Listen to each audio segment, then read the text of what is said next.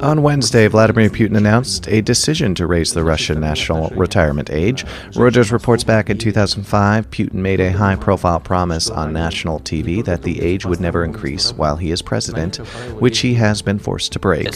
In 2005, during one of the direct lines with the president, I said that while I'm a president, this is not going to happen. That's what I said, exactly the quote. That we say that we are going to increase the retirement age for women by 8 years and for men by 5 years. And so what I suggested, we decrease that number from 8 to 5 years. Now, what does that mean for the average Russian guy? Well, life expectancy in Russia, probably less than this, but the official figures say 66. That means that 43% of Russian men won't live to get their pensions. President Putin's okay. He's 65, turning 66 this year, so he'll just make it. That literally means what? Men retire and have 1 year, basically, to benefit and enjoy their retirement and enjoy their pensions. So there was really an outcry about that, this sense that Russians work very hard for very little money, basically peanuts, all their lives, putting in, and then they don't even get to enjoy their pensions. Listen, you could go back to Stalin's time. You could go back to 1932.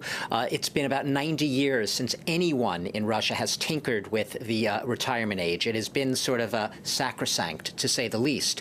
And all of a sudden, this, news breaks that there's going to be pension reform in Russia. This sort of reinforces the stereotype we have that Russia is this military and diplomatic giant and an economic dwarf. What's the trend?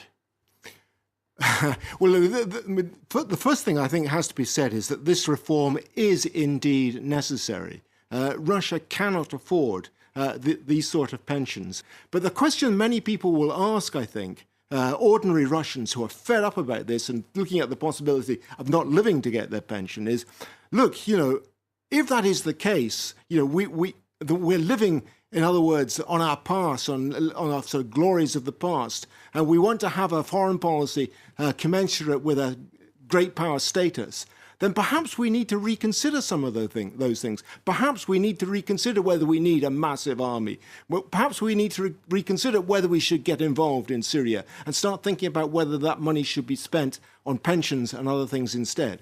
Is it correct, as I was just suggesting, to spend so much money on defense and engagement in places like Syria when the budget is the budget of a third-tier economy, not a great superpower?